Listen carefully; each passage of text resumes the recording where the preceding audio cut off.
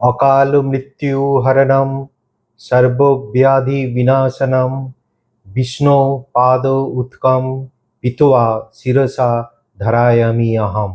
যার অর্থ হলো অকাল মৃত্যু এবং সকল রোগ দূরাকারী বিষ্ণুর পাদস্পর্শে জলপান করে আমি মাথায় ধারণ করি।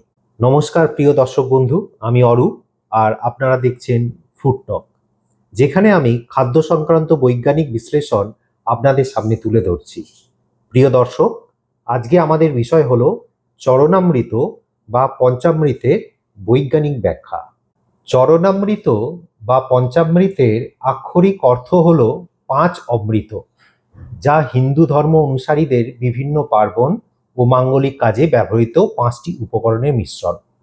ভগবানকে স্নান করানো হয়, সেই স্নানের জল হলো চরণামৃত।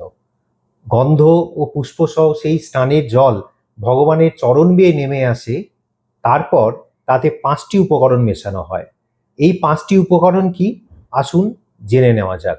পয়োধি ঘৃতম চৈব মধু চ শর্করায়ুতম পঞ্চামৃত মায়ানিতম স্নানার্থম প্রতিগৃহ্যতম। অর্থাৎ এই 5টি উপকরণ হলো গরুর দুধ, দই, মধু, শর্করা অর্থাৎ গুড় এবং ঘি। এবার জেনে নিই চরণামৃত গ্রহণের উপকারিতা, যা আয়ুর্বেদে বলা আছে। ধর্মীয় তাৎপর্য থাকলেও আয়ুর্বেদ শাস্ত্রে এটি স্বাস্থ্যের জন্য অত্যন্ত গুরুত্বপূর্ণ। যেমন চরণামৃত গ্রহণ করলে স্মৃতিশক্তি বৃদ্ধি পায়, যাকে বৈজ্ঞানিক ভাষায় আমরা মেমোরি বলি। চরণামৃত পান করলে পেট ঠান্ডা থাকে। চরণামৃত পানে হাড় শক্ত হয়। চরণামৃত আমাদের ঊর্জা প্রদান করে এবং চরণামৃতের মধ্যে অ্যান্টিব্যাকটেরিয়াল উপাদান থাকে। এবার আমি চরণামৃতের প্রতিটি উপকরণের পুষ্টিগুণ এবং বৈজ্ঞানিক ব্যাখ্যা জানাবো। প্রথমে মধু। মধু একটি ঘন মিষ্টি পদার্থ, যা বিভিন্ন প্রজাতির মৌমাছি তৈরি করে। এটা মনে করা হয় আজ থেকে 8000 বছর আগে মানুষ মধুর ব্যবহার শেখে। প্রথম মধু গুহাচিত্র বানাতে ব্যবহৃত হতো। পরবর্তীতে মানুষ মধুর ব্যবহার খাবারে করতে শেখে। বিশেষত বেশি ঠান্ডা অঞ্চলে মধুর এনার্জি ডেন্স প্রপার্টির জন্য ব্যবহৃত হয়। 1 গ্রাম মধু থেকে 3.04 কিলোক্যালোরি এনার্জি পাওয়া যায়।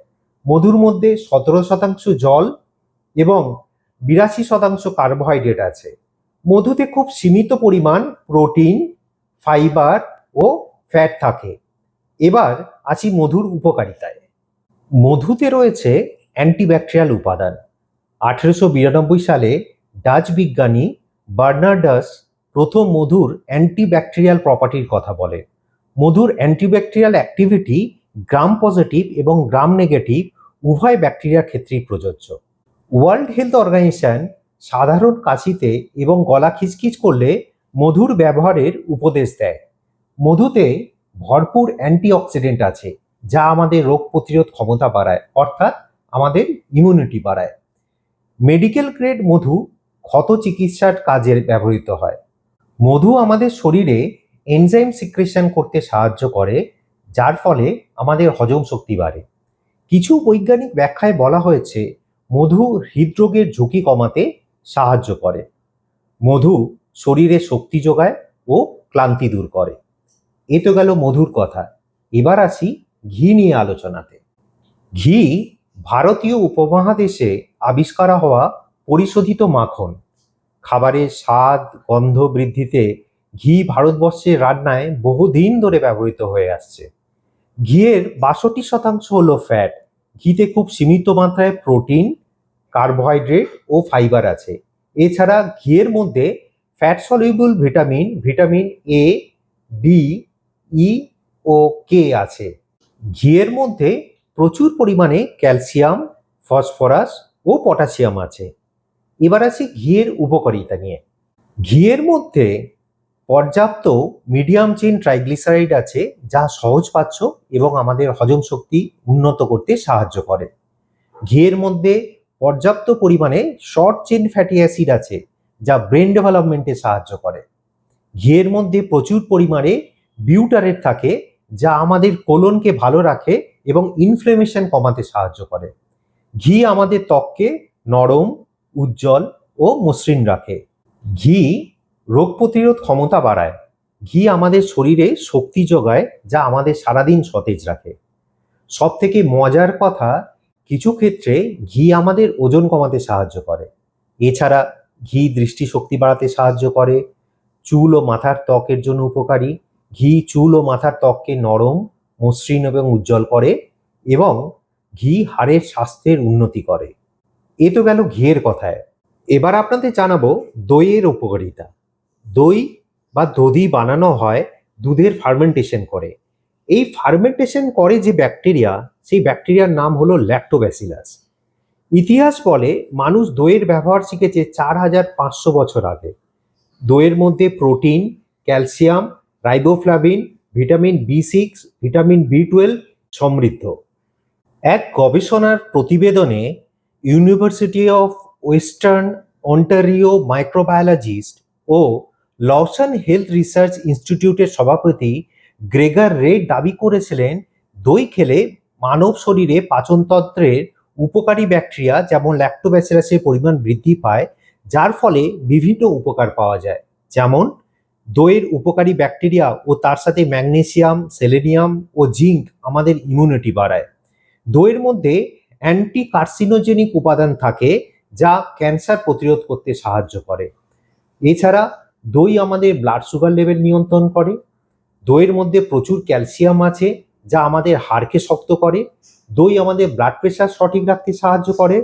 দই খেলে আমাদের রেসপিরেটরি ট্র্যাক ইনফেকশন ও পাচনতন্ত্রের ইনফেকশন কম হয়।